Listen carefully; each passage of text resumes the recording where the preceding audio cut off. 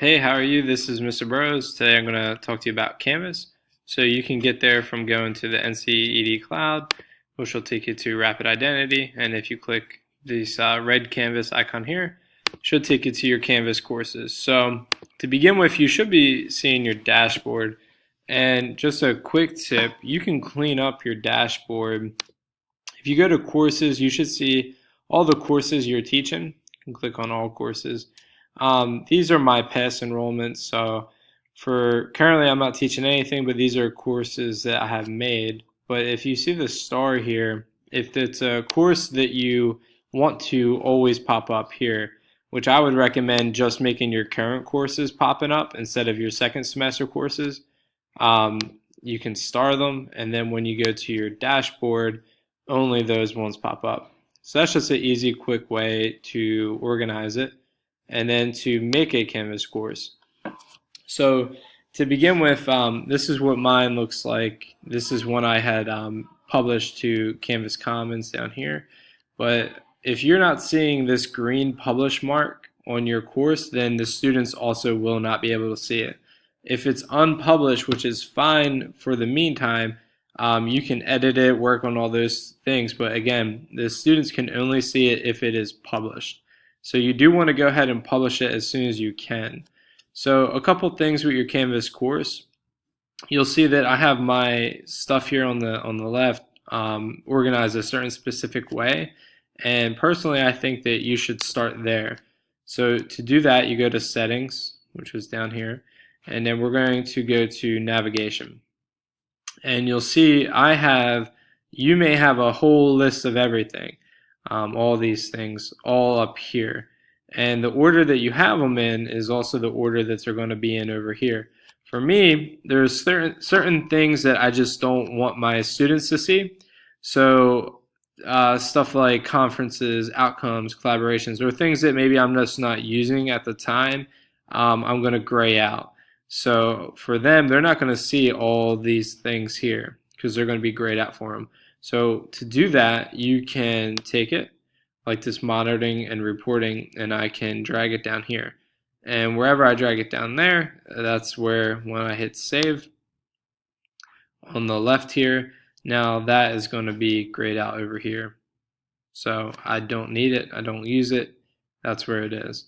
The other thing is I like to put this in an order that I want my students to be friendly with. So the first thing is the home, and then for me, the next important thing is announcements.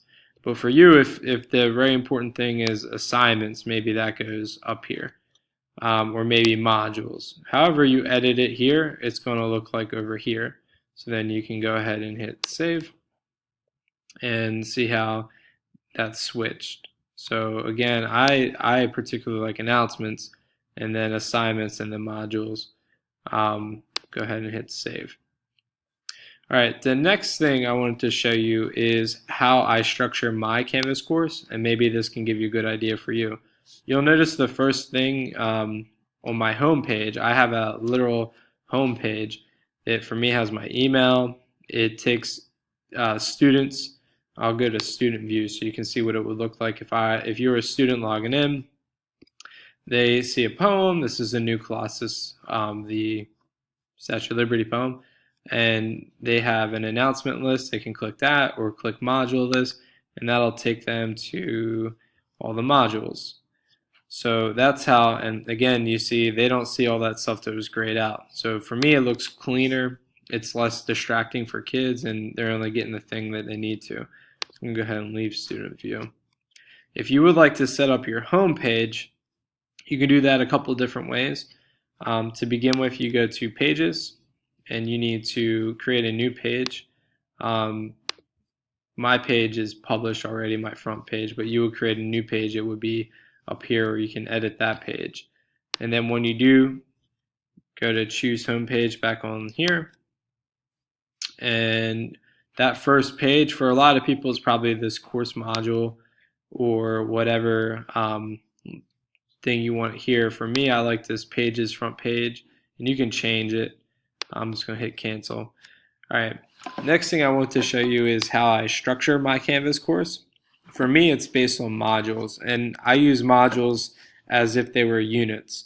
And the very first module for me is this historical thinking. It's just this is almost like the first day or so lesson. It's our very first standard. It's very small, so we just have one assignment in there. My next unit would be the civilizations. So a couple of different, a lot more assignments in this one. And then so on and so on until you get to the end of the year. And for me, the end of the year, after the last unit, I do a end of the year review, and it has all that stuff on there. Modules, the students only see it if it has a green check next to it. So if you want to hide this module, maybe you don't want them going into Unit 2, then you can hit Unpublished. Now, if it is unpublished, if the module is unpublished, that means the students can't see any of the assignments. Even though they say published, they won't be able to see it in the module. So if you want to, you can unpublish those right here. And if it's something you don't want the students to see, you want to keep it unpublished. But if you want the students to see it, you need to publish it. If it's not published, then the students cannot see it. The same with your course. If your course is not published, the students cannot see it. So after you have a module, let's say we make a new one. It's up here, the little plus sign. Let's call this module Unit 1 and add module. It is going to go to the very bottom. That's where our newest modules go, but you can move it around if you want.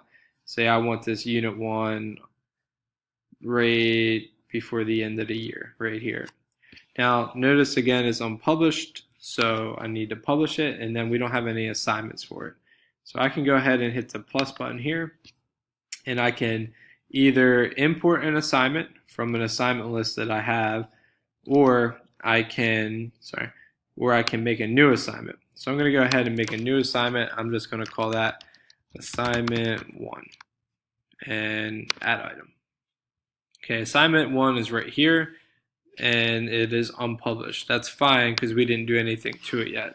So to add an assignment, after I created it, now I can click edit. Alright, and that brings me to this HTML editor for all this stuff. Now, I can give student directions. I can tell them to work with a partner, etc., etc. And then I can tell them to open the document below, and I can upload a file. So if I want them to be working on a very specific document, over here near files, this is where I want them to have it. Now I have a bunch of documents that I can just, let's say we're doing the causes of revolution, so I can put it right there. But if it's a document on my computer that I didn't put into Canvas yet, then I'm going to hit upload new file. And now I need to choose the file. And let's say it's this notes thing. So I can choose that, and then I'm going to hit upload. So it's that right there. Now you can change the order, and you can even, right now it's a hyperlink. You can even, we don't want to remove the hyperlink, but we could make it bold maybe so the kids know like, oh, we need to look at that. You can even change the color. And say I want to give them a final direction, submit in PDF or submit as PDF. So when you're making an assignment for students, the next thing you need to do is give it a point value. Maybe it's out of 10. I'm going to be good with where it is. It's in the assignments. I'm okay with it as a point, but if you want it as a percentage, you could do that. And this is very important here. I want the submission type online. And for me, I highly recommend doing this right here. This is the most important thing. I'm going to restrict the file type, and I'm only going to let them do it as a PDF. Now, there's a couple reasons for that. One, so that way I can open up their file no matter what computer I'm using, no matter what computer they were using, I will always be able to open up that PDF. I could do also a text entry if I just want the text, basic text. But if it's something like I want them to resubmit this DBQ as a PDF, then I'm definitely going to do that. The other good thing with that is nobody can ever accuse you of changing any student work. So when I'm good with this assignment, maybe I'm not going to have it as a group. I'm not going to have peers review it, although I could. This right here, you could sync it right to PowerSchool, or you can sync your entire gradebook later. So once I'm good with this, it's going to everybody. I'm going to set my due date. Maybe it's due tomorrow, and it's due, let's say, at 1:49. Grade 1, I believe that is third period ends, and they can, let's say, they can start working on it at 11:30. Oops, sorry, 11:30 in the morning, and they are done working on it tomorrow at, let's say, 2 o'clock. So that gives them that's when it's due. They see that it's going to close at a very specific time, and when I'm good with that, I gotta hit save and publish. If I don't publish it, then the students can't see it. And you can see this is what the students would be seeing. If I wanted to, I could even add a rubric to the assignment if it's something like an essay, and I can show you one of them in a second. So the students can access this link that I gave them. They can access that link. Let's say me as a teacher, when they're done, once students start, so again, I would click that speed grader here, and that'll help me grade all the assignments.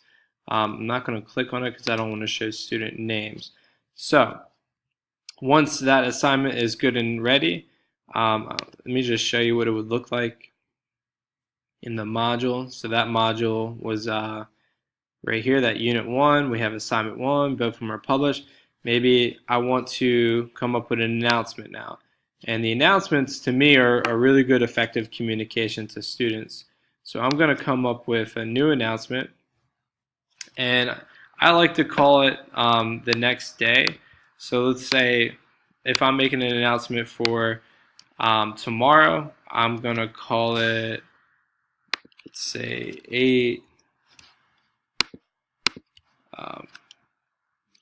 8:29.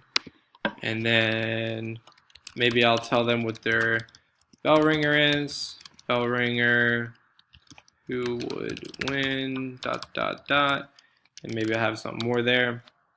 And I could tell them that, all right, we're working on, I can link to a specific module down here. So we're going to work on Unit 1, Module 1. So I could say, go to Unit 1 module. And then I can even say, today's work, which is due by the end of class, can be found below.